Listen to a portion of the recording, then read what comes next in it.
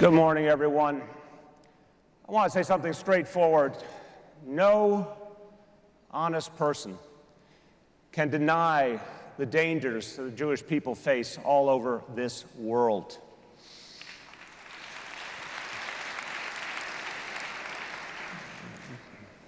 We woke this morning to news of this horrifying rocket attack on civilians in Israel. And my heart goes out, our hearts go out to the families, our prayers are with them, but we have an obligation to tell our fellow Americans, to help them understand what it must be like out of nowhere to hear that siren go off. Know your family is endangered, innocent civilians. We have to help people to understand that. So there are threats all over this world.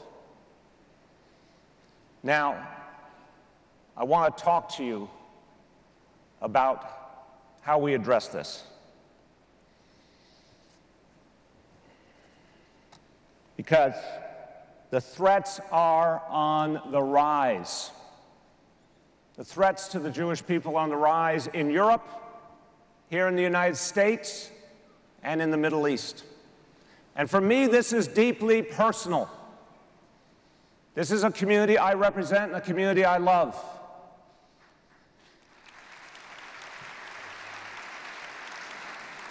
As mayor of the largest urban Jewish community on earth, 1.2 million strong,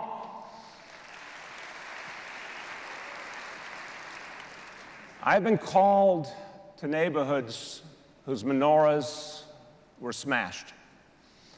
I've spoken at shuls defaced with swastikas. I've sat with a mother whose son was attacked just for wearing a kippah. I know that anti-Semitism is dangerous, and I know it leads to violence.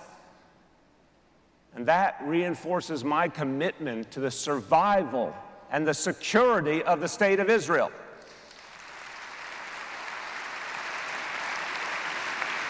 Because the Jewish people cannot be safe without the State of Israel.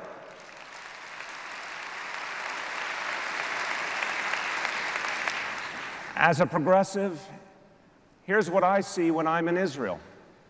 I see a multiracial democracy. I see universal health care, free college, a strong labor movement. You've often heard it said that Israel is America's closest ally in the Middle East and a great center of innovation, and although that is true, I'm moved by something more than that. Israel, at its core, is there to shelter an oppressed people.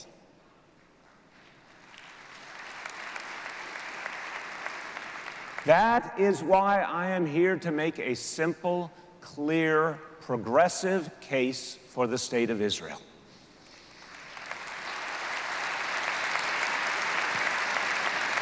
So here's a straightforward definition for you. Progressives fight oppression. Progressives shelter those in danger. We embrace inclusion. We fight against exclusion. And now, here are the facts. The Jewish people have faced thousands of years of exclusion and expulsion and violence. And that history didn't end in 1945. It didn't end in 1948. Those anti-Semitic forces never went away. And in fact, they are growing. And just like racism and sexism and Islamophobia are antithetical to everything I believe as a progressive, so too are fascism and nativism and white supremacy and the anti-Semitism that goes with them.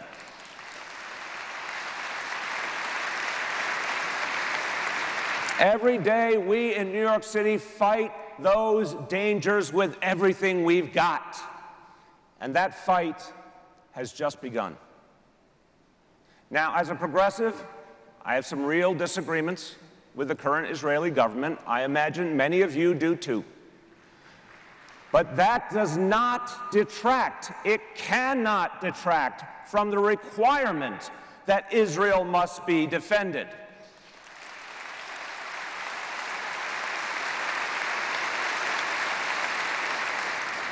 If I or anyone criticizes some policies of today's Israeli government, it's because I want the powerful and necessary idea of the Israeli nation to thrive forever. As a progressive Democrat and mayor of the most diverse city in the world, let me also say this. I deeply oppose the boycott, divestment, and sanctions movement.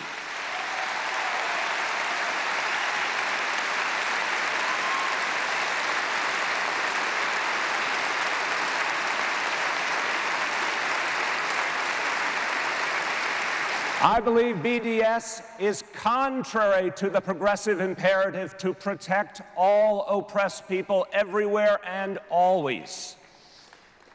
BDS doesn't just seek to change a specific policy.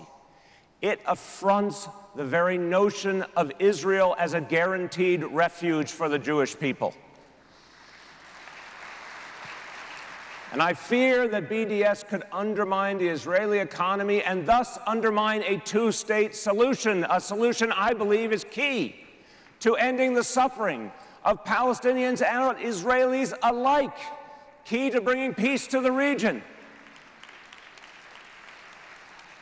So we must confront the threat to progress that is BDS. And Arthur Brooks is right. The way we confront it is every community, every college, every neighborhood, every city. Let's have this debate. Let's prove that BDS is wrong.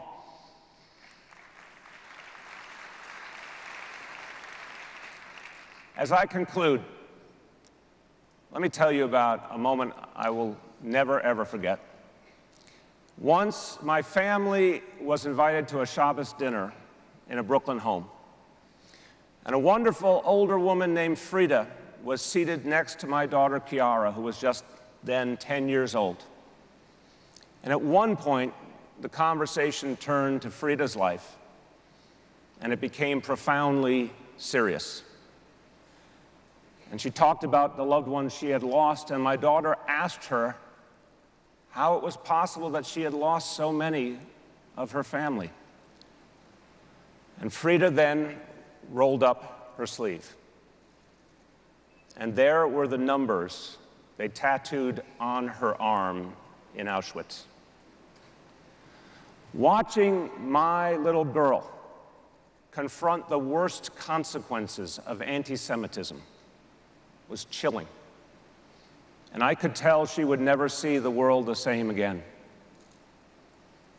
That moment brought home a powerful truth to me. And I think William Faulkner said it best. The past is never dead, it's not even past. My friends, never again means we must never forget the horrifying cost humanity has paid for anti-Semitism. We must never tolerate indifference and complacency with their lethal consequences. We must never listen to those who tell us we no longer need to worry. As a progressive, as a Democrat, as an American, I am here to say we must never, ever ask the Jewish people to defend their lives alone. We must all stand beside you. And America, our good and progressive America, must always protect the state of Israel. Thank you.